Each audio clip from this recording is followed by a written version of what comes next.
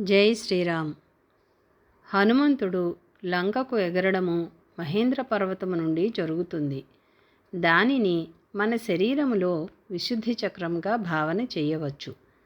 అక్కడ నుండి ఆకాశ మార్గాన్న హనుమంతుడు అనగా సద్గురువు లంక అనగా శరీరము చేరుతాడు.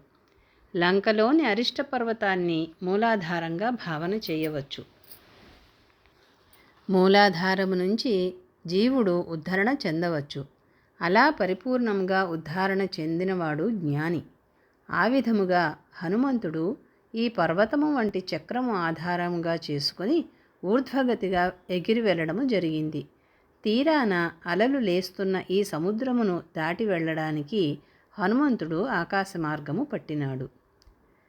చంద్రుడు తెల్ల కలువగాను, సూర్యుడు నీరు కోడిగాను, పుష్య శ్రవణ నక్షత్రాలు కలహంసలుగాను, మేఘాలు తీరాన ఉన్న నాచుగాను, పచ్చిక బయళ్ళుగాను, పునర్వసు నక్షత్రము తిమింగలముగాను, అంగారక గ్రహము మహాగ్రాహముగాను, ఐరావతము మహాద్వీపముగాను, స్వాతి నక్షత్రము హంసగాను, చంద్రకిరణాలు అలలుగాను, చల్లని నీళ్లుగాను, యక్షులు గంధర్వులు భుజగులు వికసించిన తామర పూలుగాను, కలువలుగాను ఉన్న అంతులేని ఆకాశమనే సముద్రములో హనుమంతుడు ఏమాత్రమూ అలసట లేకుండా వాయువేగముతో మహానౌక వలె సాగిపోయినాడు.